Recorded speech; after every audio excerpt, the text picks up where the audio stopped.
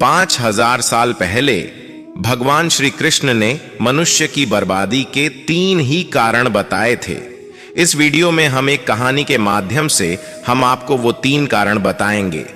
तो चलिए देखते ही कौन से 3 कारण हैं जिन्हें करके व्यक्ति बर्बाद हो जाता है, और कहीं आप भी तो नहीं कर रहे 3 गलतियां। चलिए शुरू करते हैं। प्राचीन काल में एक नगर के पास के एक जंगल में एक सन्यासी रहते थे। संसार के तमाम आकर्षणों से दूर होकर उसने कई वर्षों की तपस्या से अपनी शक्तियों को जागरूक किया था। वह लोगों की हर समस्याओं का समाधान करता था।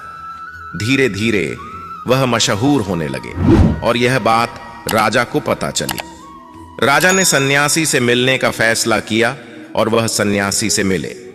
राजा सन्यासी के बातों से बहुत प्रभावित हुए और उन्हें अपने राज्य में चलने तथा महल में रहने का आग्रह किया। सन्यासी मान गए और राजा के साथ उनके महल में रहने लगे। कुछ साल तक सन्यासी वहीं रहे।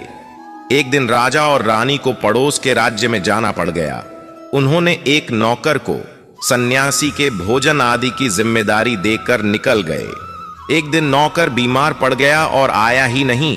सन्यासी को खाना खिलाने वाला कोई नहीं था। वह इंतजार करता रहा और अंततः वह गुस्से में लाल हो गया।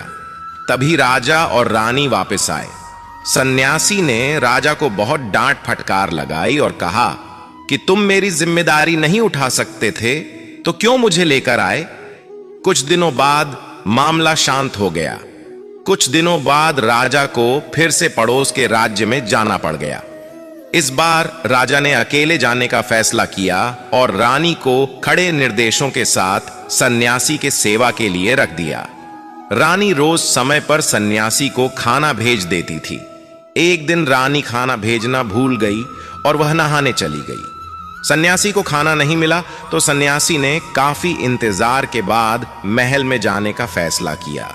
सन्यासी महल में गया और उसकी नजर रानी पर पड़ी। रानी की सुंदरता सन्यासी के मन में घर कर गई। रानी के अद्भुत रूप को देखकर सन्यासी उसे भुला नहीं पा रहा था। उसने खाना पीना छोड़ दिया और कुछ दिन तक ऐसे ही पड़ा रहा। कुछ दिनों बाद राजा वापस लौटे और सन्यासी से मिलने गए। राजा ने कहा, क्या बात है, आप बहुत कमजोर हो गए हैं, क्या मुझसे और कोई भूल हो गई है। तो सन्यासी ने कहा कि नहीं, मैं आपकी रानी की अद्भुत सुंदरता की मोह में पड़ गया हूं और मैं उसे भुला नहीं पा रहा हूं, और अब मैं रानी के बिना जिंदा नहीं रह सकता। राजा ने कहा, यही बात है ना, मेरे साथ महल में चलिए, मैं आपको रानी को दे दूंगा। राजा सन्यासी को लेकर महल में गए। राजा ने रानी से कहा कि सन्यासी आपकी सुंदरता के दीवाने हो चुके हैं और बहुत कमजोर पड़ चुके हैं, और मैं किसी ज्ञानी व्यक्ति की हत्या का पाप अपने सर नहीं लेना चाहता। क्या आप सन्यासी की मदद करना चाहेंगी।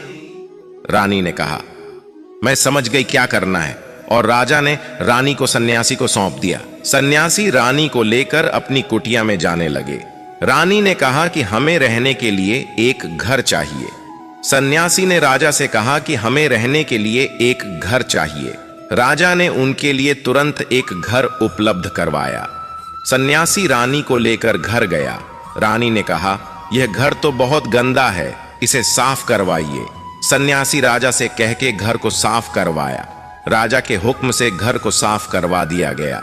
फिर नहा धोकर रानी बिस्तर पर बैठ गई और सन्यासी भी रानी के पास आ गया। रानी ने कहा, क्या आप जानते नहीं कि आप कौन थे और आज आप क्या बन गए हैं। आप एक महान सन्यासी थे जिनके आगे राजा भी झुककर प्रणाम करते थे, और आज वासना के कारण आप मेरे गुलाम हो गए हैं। यह सुनकर सन्यासी को महसूस हुआ कि वह तो एक सन्यासी था जो सारी सुख सुविधाओं को छोड़कर शांति की तलाश में जंगलों में चला गया था।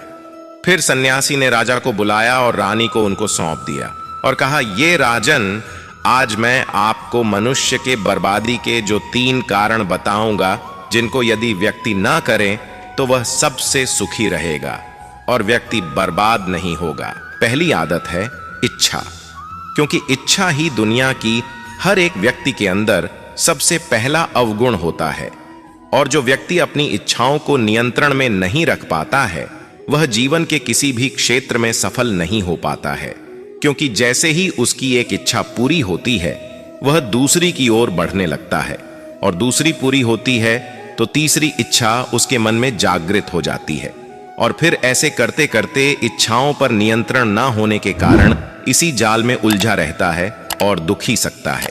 इसीलिए राजन, जब हम इच्छाओं पर नियंत्रण का लेते हैं तो हम हमारे मन पर भी नियंत्रण का लेते हैं, और जब हमारा मन हमारे बस में होता है तो हमें सुखी सुखी प्राप्ति होती है। फिर जो हम चाहते हैं वही हमारे साथ होता है। दूसरी आदत है वासना का जन्म। हमारे मन में उठने वाली इच्छाओं से होता है। जिस प्रकार इच्छा का कोई अंत नहीं होता और मनुष्य वासना के जाल में फंसता ही चला जाता है, वासना के वशीभूत होकर मनुष्य को कुछ भी नजर नहीं आता है। आज तक जितनी भी लड़ाइयां हुई हैं उनका सबसे बड़ा कारण स्त्री को पाने की इच्छा ही रही है। स्त्री के प्रेम में वशीभूत होकर राजा महाराजाओं ने आज से पहले बहुत सारे युद्ध किए हैं। रावण इस संसार का सबसे बुद्धिमान व्यक्ति था, लेकिन उसने भी माता सीता की सुंदरता में आकर अपना सब कुछ बर्बाद कर लिया। उसकी मृत्यु का कारण एक स्त्री ही बनी थी। कहीं राजा महाराजा तो युद्ध में इस